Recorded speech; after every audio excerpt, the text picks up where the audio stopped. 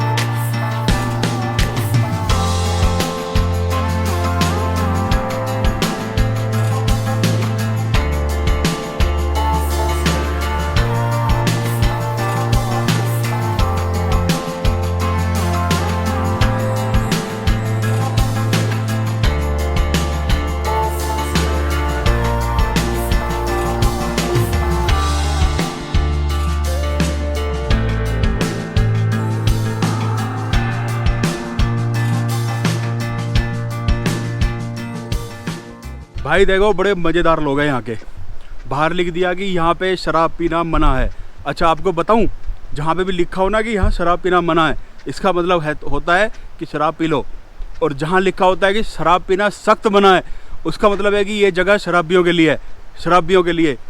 अच्छा, मैं जो हूँ नहीं शराब का घनघोर वो हूँ, विरोधी हूँ, विरोधी। अबे समर्थक नहीं हूँ। ये रे वो फूल है। शराब का मैं घनघोर विरोधी हूँ और इसी वजह से मैं अपने बहुत सारे दारूबाज नशेड़ी दोस्तों का बुरा बना हुआ हूँ, बुरा। ये जो बंदे शराब पी रहे थे ये यहीं के थे, लोकल बंदे थे, लोकल। उनके चेहरे पे भी लिखा हुआ था LOKAL, लोकल। फिर यही लोग फेसबुक पे लिखेंगे जाके कि जी बाहर के लोग आते हैं, हरियाणा के, पंजाब के, दिल्ली के, और हिमाचल में आके शराब पी के हिमाचल की कल्चर को ख़राब करते हैं। भाई देखो, तुम्हें अगर दूसरे लोगों से अपनी कल्चर सेव करवानी है तो सबसे पहले खुद पब्लिक प्लेस में शराब पीना बंद करो। इस वीडियो को अगर इन लोगों ने देख लिया तो भाई साहब ये मुझे ढूंढते ढूंढते पहुंच जाएंगे और मेरे में डंडा बजाएंगे। इसलिए मैं एडवांस में इनसे भी और सारे हिमाचलियों से मांगता हूँ माफ़ी। भाई देखो, पब्लिक प्लेस में नहीं पीनी चाहिए। मैं शराब का विरोधी हूँ, मैं मन ही मन में बहुत गालियाँ देता हूँ। घर में बैठ के पियो, पहली बात तो पियो ही मत, दूसरी बात पीनी में तो घर में बैठ के पियो, पढ़ के सो जाओ।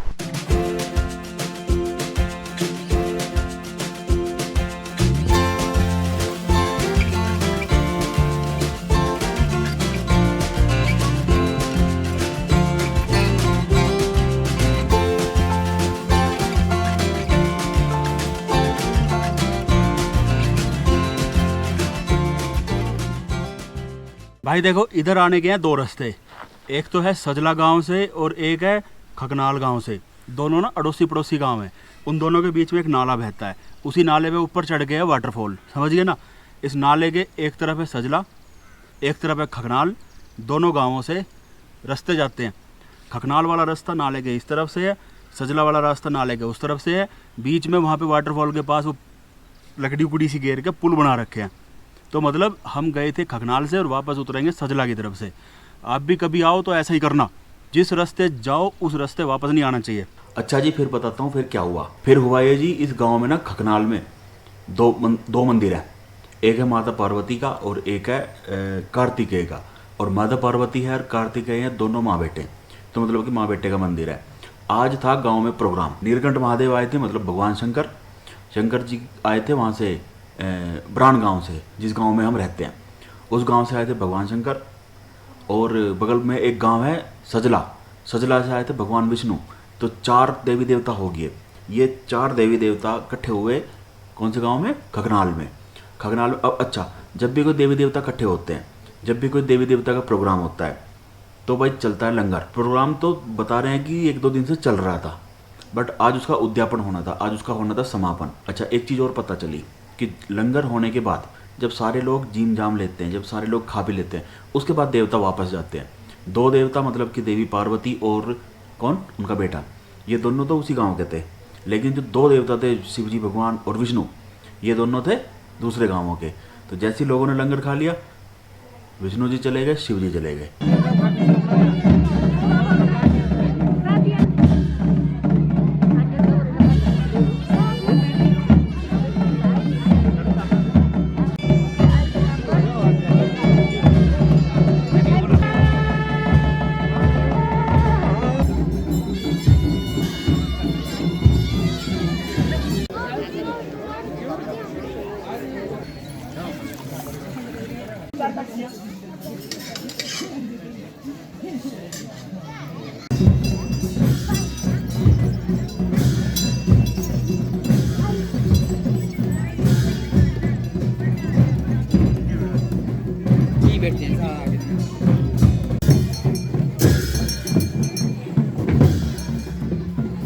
इतने सारे लोग इकट्ठे थे, आसपास के गांवों के भी लोग, सैकड़ों लोग इकट्ठे थे। किसी ने, ज़्यादातर लोगों ने मास्क वगैरह नहीं लगा रखे थे। तो देखो भाई, मैं इस बात का समर्थन तो नहीं करता हूँ, सभी लोगों को मास्क लगाना चाहिए था। हमने मास्क लगा रखा था। ये एक ना यूनिक एक्सपीरियंस होता है, कहीं पे देवताओं का समागम देखने को मिल रहा है, देवताओं का मीटिंग देखने को मिल रही है, तो ये यूनिक होता है। तो इसलिए वो यूनिक एक्सपीरियंस को देखने के लिए हम भीड़ में चले गए, नहीं तो हमारा भीड़ में जाने का कोई इरादा नहीं था। और हम इस बात का, मास्क नहीं लगाने का, सोशल डिस्टेंसिंग मेंटेन ना करने का, इन बातों का समर्थन नहीं करते हैं, ठीक है। तो उन लोगों को मास्क लगाना चाहिए था। तो जब तक हम हिमाचल में रहेंगे तब तक हमें जगह जगह, स्थान पे इस तरह के नज़ारे देखने को मिलते रहेंगे।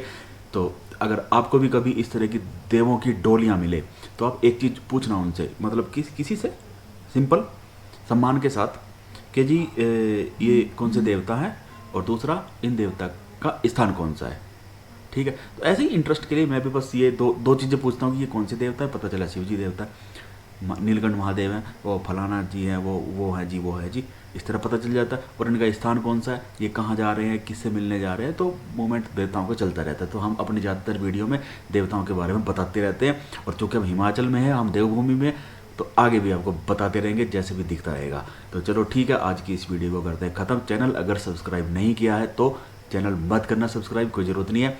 और कमेंट वगैरह कर देना अगर कोई बात अच्छी लगी हो, ठीक है जी। अगली वीडियो में फिर से आपको किसी और स्थान की यात्रा कराएंगे और इसी तरह की मनोरंजक, रोचक, ज्ञानवर्धक और ये वर्धक वो वर्धक सब तरह की जानकारियाँ देते रहेंगे। तो बने रहिए हमारे साथ। क्या बोलते हैं वो लास्ट में बोलते हैं राम राम राम राम राम राम।